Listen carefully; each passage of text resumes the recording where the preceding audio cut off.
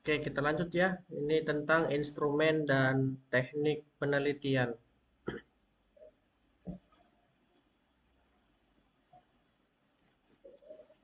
Yang pertama tentang instrumen penelitian.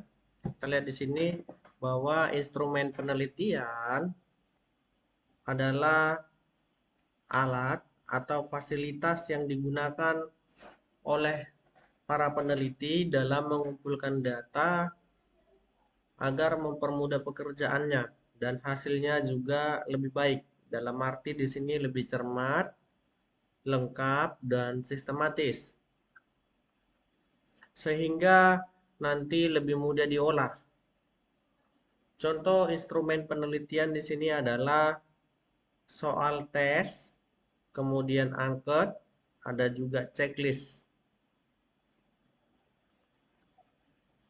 Instrumen di sini digunakan untuk mengukur dalam suatu penelitian yang bersifat baku dan tidak baku. Instrumen yang bersifat baku misalnya dijumpai dalam penelitian yaitu ilmu eksakta seperti termometer, timbangan. Kemudian instrumen ini sifatnya tidak baku biasanya dijumpai dalam penelitian ilmu-ilmu sosial. Kita lihat ciri-ciri instrumen yang baik. Yang pertama, reliabilitas atau keandalan dapat dipercaya. Ini menunjukkan apakah instrumen secara konsisten memberi hasil ukuran yang sama tentang sesuatu yang diukur pada waktu yang berlainan. Contohnya di sini tes kepribadian yang dapat memberikan hasil yang sama apabila diulang. Maka dikatakan di sini memiliki kehandalan yang tinggi atau dapat dipercaya. Reliabilitas di sini suatu instrumen diketahui dengan melakukan pengujian secara eksternal ataupun pengujian secara internal. Ciri yang kedua yaitu adalah validitas atau sahih. Ini adalah suatu ukuran yang menunjukkan tingkat kesahihan dalam suatu instrumen. Sebuah instrumen di sini dikatakan sahih bila mampu mengukur apa yang diinginkan atau mengungkap variabel yang diteliti secara tepat. Validitas di sini sebuah instrumen dapat diketahui dengan melakukan pengujian, yaitu dengan melakukan pengujian secara eksternal maupun pengujian secara internal.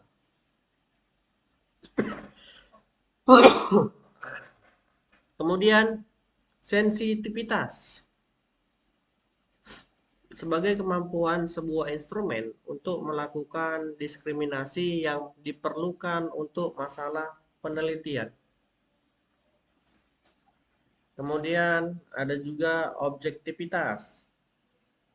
Ini adalah sebagai tingkat di mana pengukuran yang dilakukan bebas dari penilaian yang subjektif, kemudian bebas dari pendapat orang-orang yang menggunakan instrumen.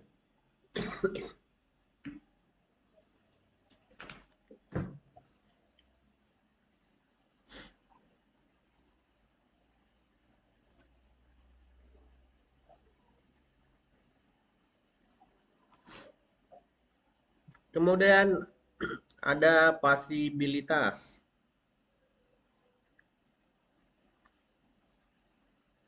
Ini berkenaan dengan aspek-aspek keterampilan atau penggunaan sumber daya dan waktu.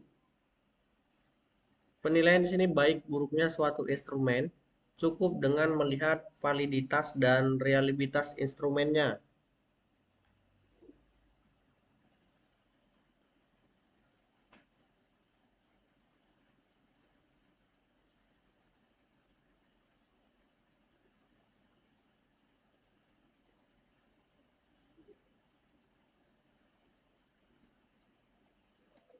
Kemudian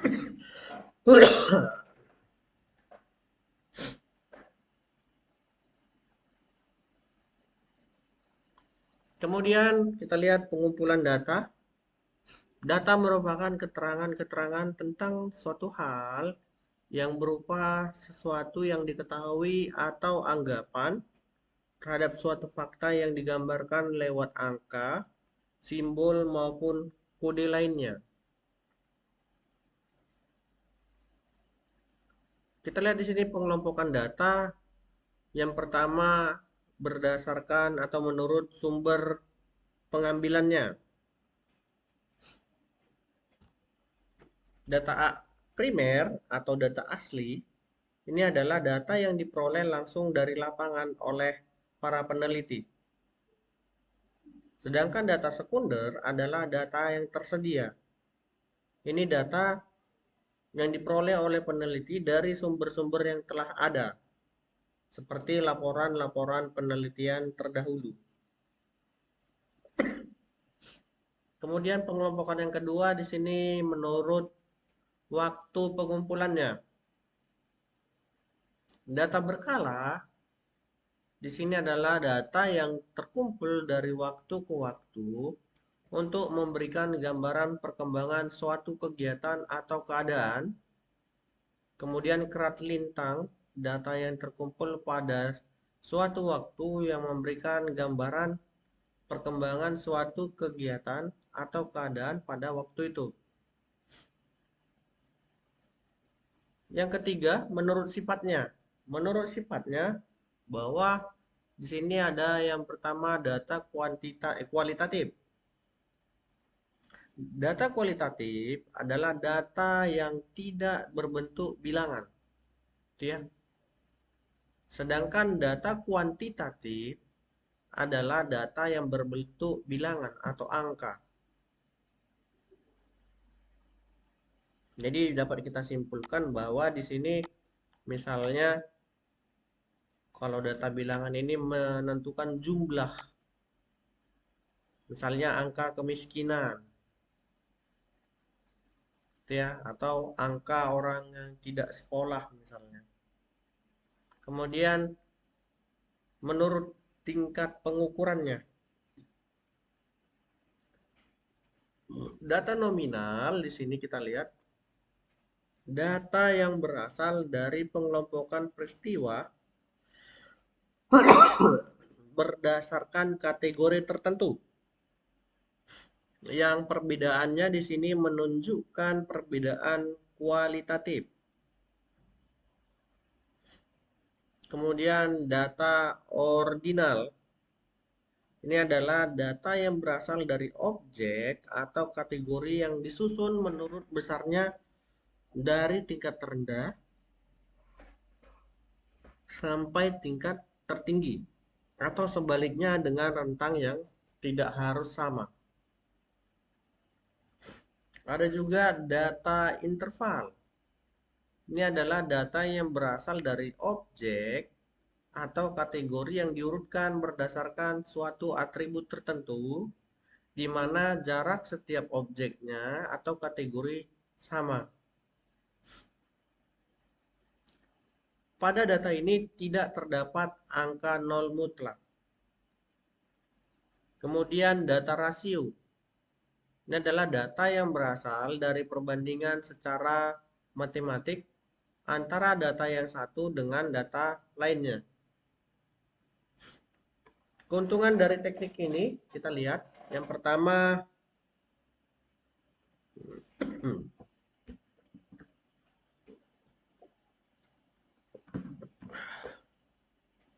di sini biayanya tidak diperlukan untuk membuat angket.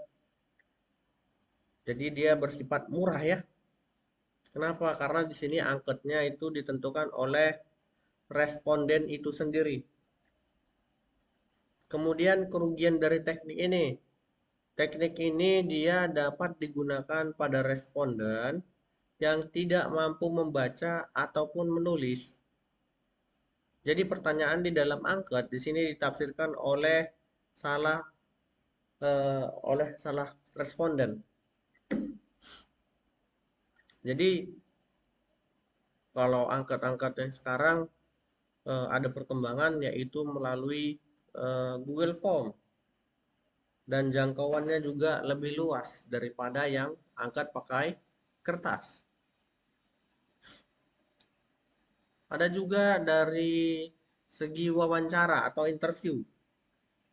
Ini adalah teknik pengumpulan data yang mengajukan pertanyaan-pertanyaan langsung oleh pewawancaranya terhadap responden dan jawaban responden itu langsung dicatat ataupun direkam.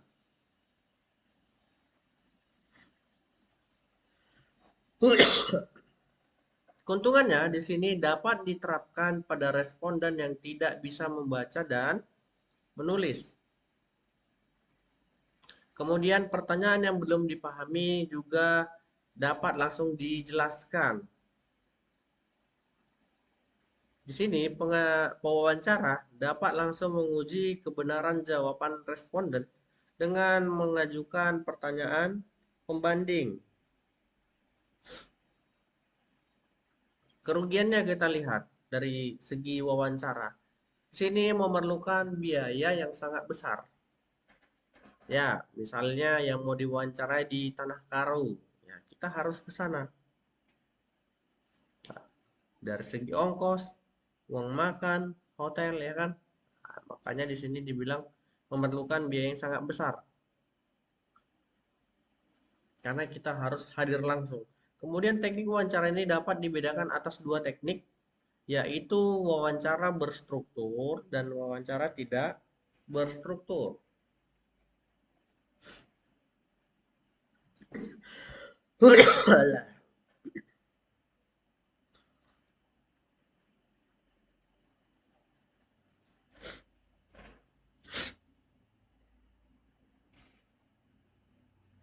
Kemudian observasi.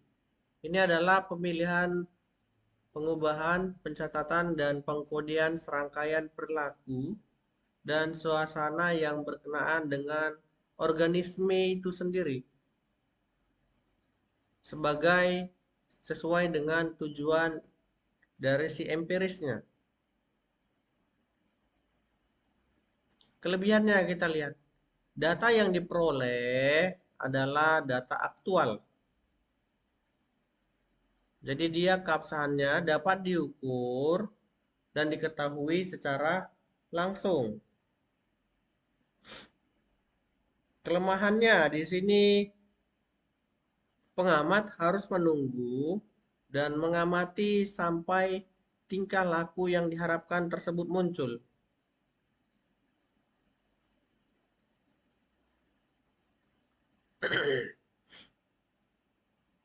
Kemudian beberapa tingkah laku tidak mungkin diamati. Berdasarkan keterlibatan pengamat dalam kegiatan-kegiatan orang-orang yang diamati, maka observasi dibedakan sebagai berikut. Yang pertama adalah observasi dari partisipan maupun observasi tidak dari partisipan.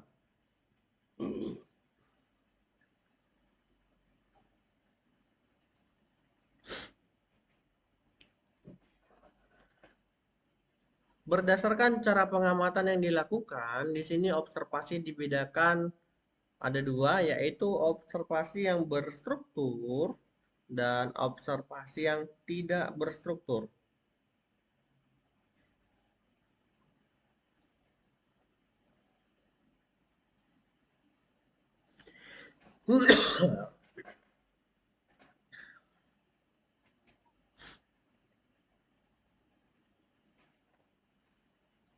Kemudian bagian D di sini ada studi dokumentasi.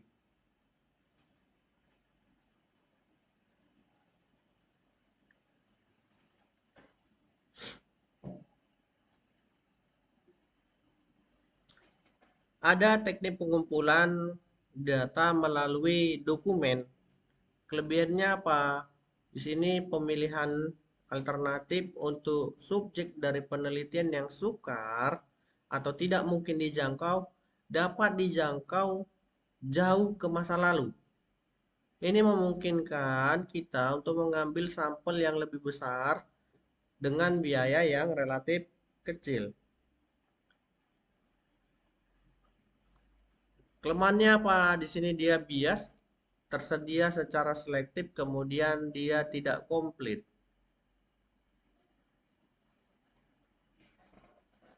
Kita lihat pengolahan dan penyajian datanya.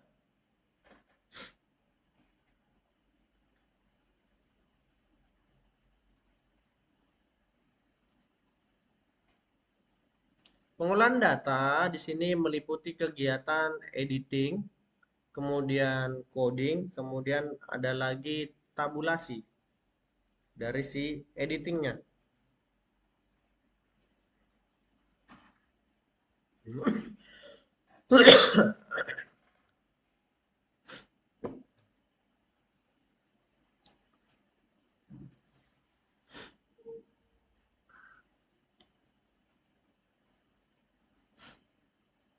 Pengecekan atau pengkoreksian data yang telah dikumpulkan karena kemungkinan data yang masuk atau raw datanya atau data terkumpul tidak logis dan dia sifatnya meragukan.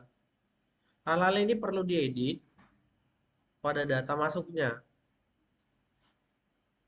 Yang pertama di sini dipenuhi tidaknya instruksi dari si sampling. Kemudian data dibaca atau tidaknya dari data yang masuk.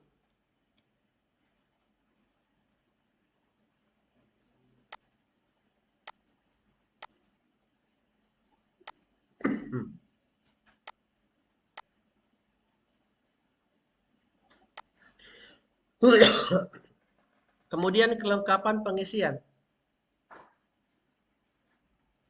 Baru keserasian atau juga konsistensi. Selanjutnya isi jawaban suatu kuesioner. Coding di sini pemberian atau pembuatan kode-kode pada tiap-tiap data termasuk dalam kategori yang sama.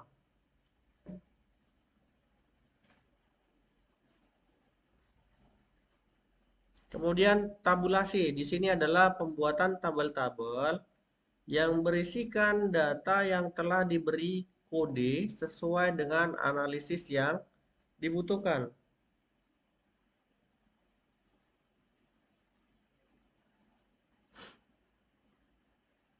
Bentuk tabel tabulasi ada beberapa di sini kita lihat.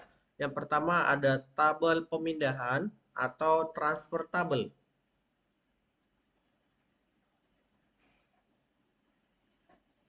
Ini adalah tabel memindahkan kode-kode dari kuesioner atau pencatatan pengamatan. Kemudian ada juga tabel biasa atau main table. Ini adalah tabel yang disusun berdasarkan sifat responden tertentu dengan tujuan tertentu, dengan bersifat kolektif dan membuat beberapa jenis informasi.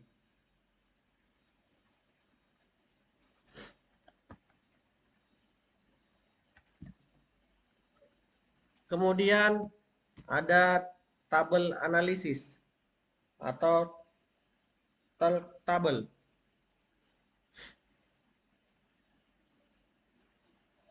Tabel ini membuat suatu jenis informasi yang telah dianalisis. Dari tabel ini dapat ditarik suatu kesimpulan atau generalisasi bahwa yang pertama kita lihat di sini tabel analisis dapat berbentuk yang pertama tabel satu arah atau tunggal. Jadi ini dia hanya membuat satu variabel. Kemudian ada juga tabel silang. Ini adalah tabel yang membuat dua variabel atau dua informasi. Kemudian penyajian data dari penelitian.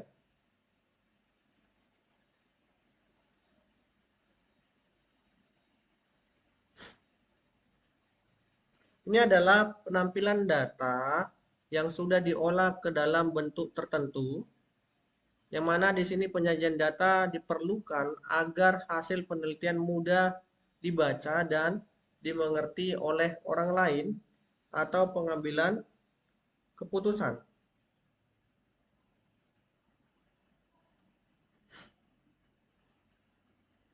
Bentuk-bentuk penyajian data. Yang pertama di sini ada tabel data.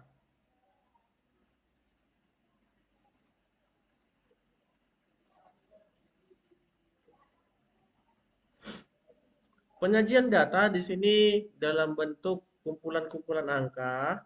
Ini dia disusun menurut dari kategori-kategori tertentu dalam suatu daftar.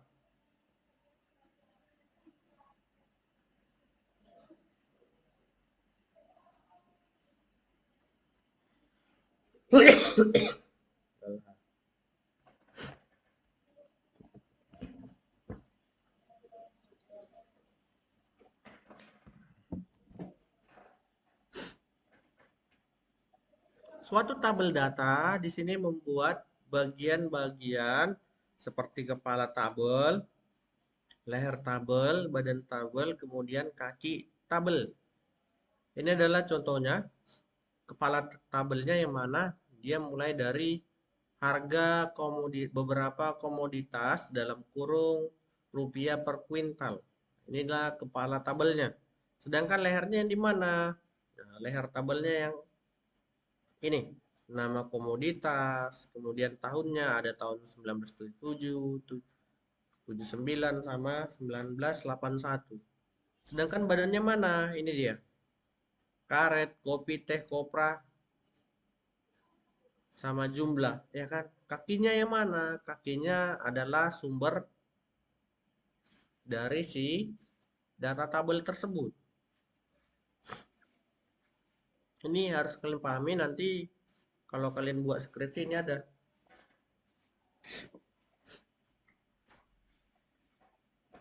Didasarkan atas pengaturan datanya, di sini tabel dapat dibedakan atas beberapa jenis. Yang pertama, tabel frekuensi. Tutup leh.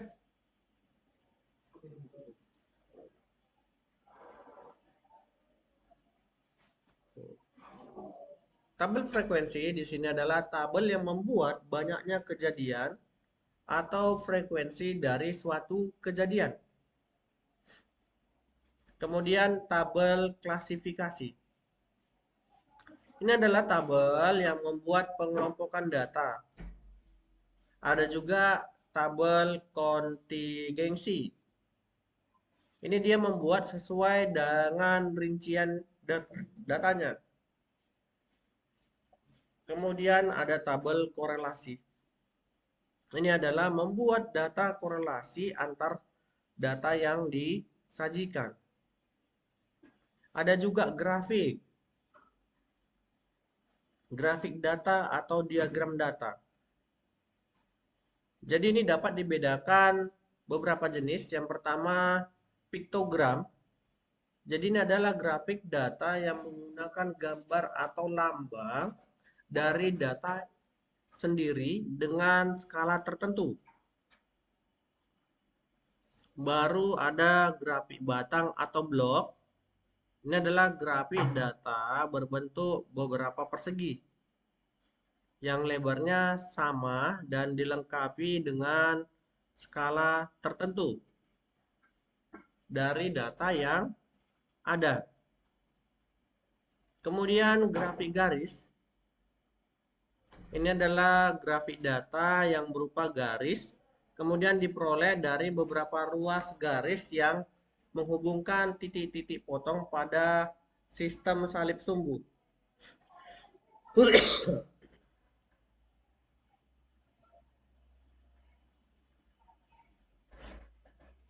Kemudian grafik lingkaran.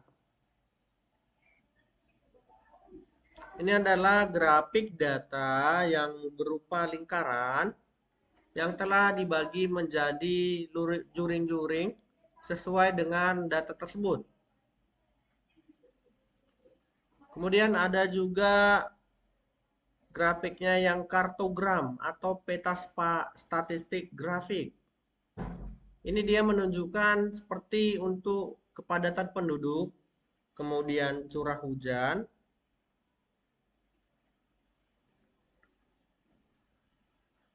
Kemudian ada lagi grafik yang bersifat histogram dan poligon frekuensi.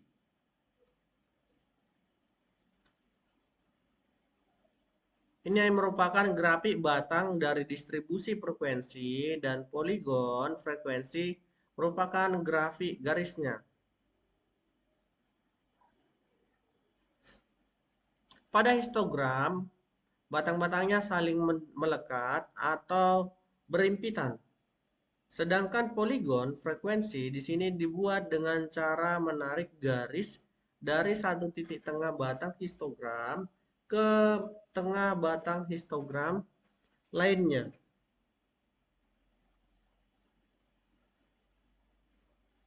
Kemudian analisis data.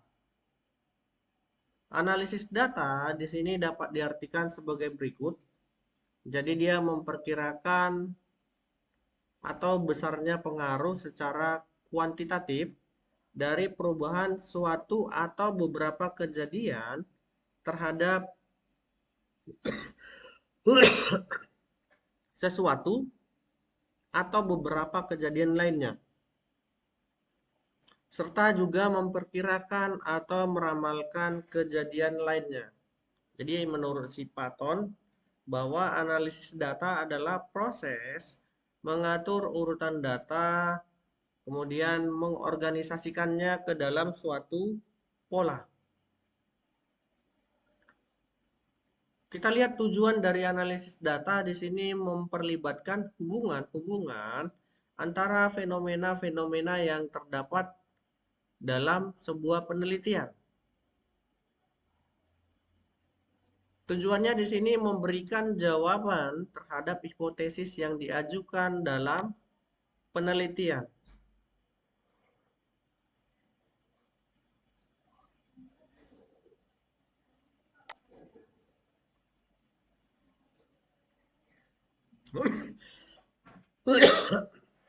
Kemudian di sini bahan untuk membuat kesimpulan, serta juga implikasi dan saran-saran yang berguna dalam kebijakan suatu penelitian.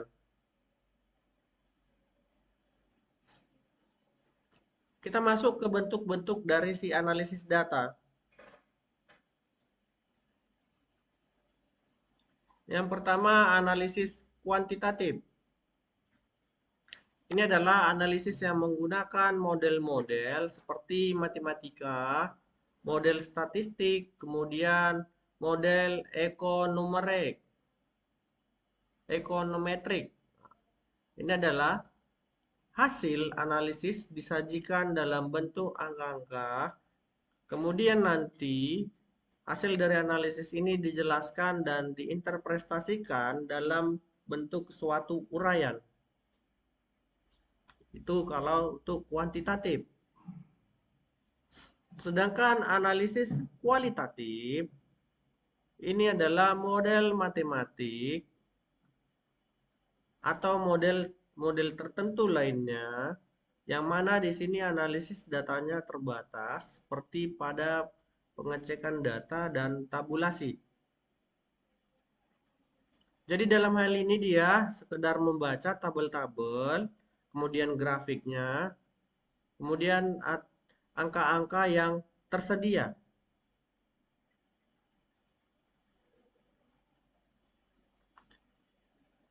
Alat analisis data di sini dapat digunakan dalam menganalisis beberapa perbedaan. Kita lihat di sini yang pertama dengan menggunakan metode statistik. Penggunaan metode statistik ini juga memiliki kelebihan yang dapat memungkinkan seseorang untuk bekerja secara eksak dan pasti dalam proses cara berpikir. Jadi meskipun tidak mutlak atau benar, namun di sini dapat menetapkan sampai tingkat mana kesimpulan itu benar, serta memungkinkan untuk mengadakan ramalan. Penggunaan statistik ini dia dapat berupa analisis hubungan, analisis komparatif, dan analisis deskriptif. Kemudian ada non-statistik. Ini adalah alat non-statistik dapat kita lihat seperti analisis dari keuangan, kemudian analisis persamaan laba, analisis penilaian persentase dari kerja karyawan. Jadi, dari analisis data tadi merupakan penjelasan yang rinci tentang arti yang sebenarnya dari data yang telah dianalisis atau dipaparkan.